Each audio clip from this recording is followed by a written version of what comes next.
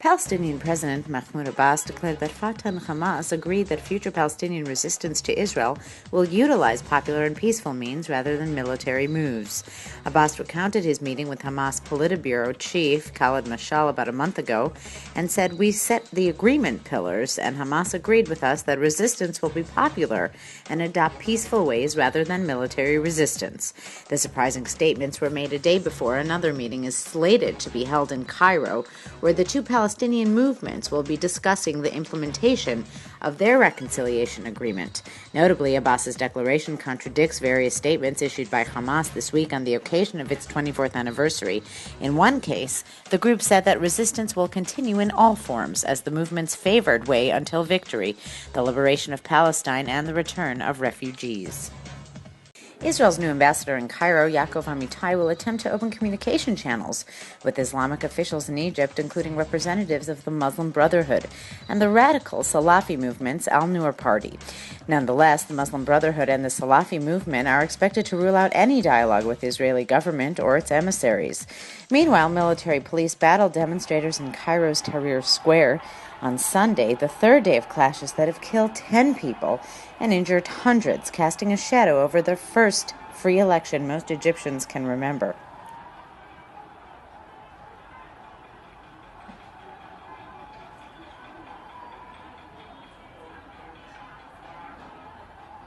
According to the Associated Press's annual poll of U.S. editors and news directors, the killing of Osama bin Laden during a raid by Navy SEALs on his hideout in Pakistan was the top news story of 2011.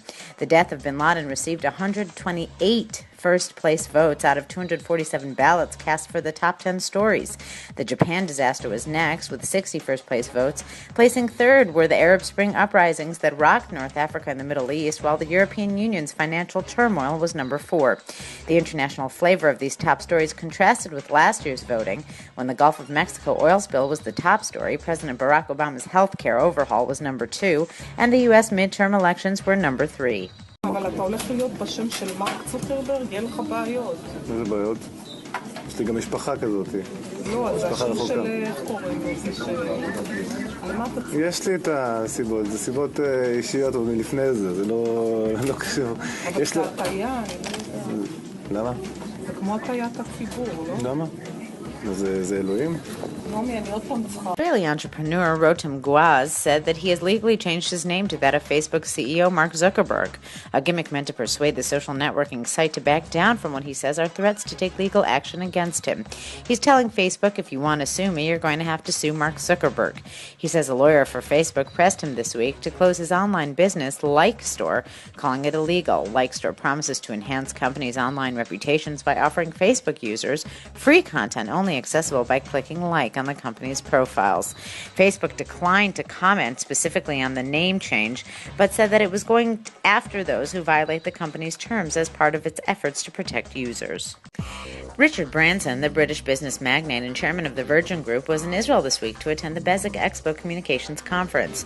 One of his businesses is Virgin Galactic, the first commercial space travel firm in the world, which plans to offer suborbital space trips to the general public. Although the firm's actual flights are still in the experimental stage, the company is already selling tickets for space travel and has reportedly taken orders from more than 500 future space travelers from around the world. Virgin Galactic's commercial service is scheduled to begin in a year. It will include training on one of the firm's planes on how to deal with weightlessness, followed by a 2-hour space flight to an altitude of 110 kilometers above the Earth. The cost of the whole package, which includes a 3-day stay at a space airport hotel being built in New Mexico, is $200,000.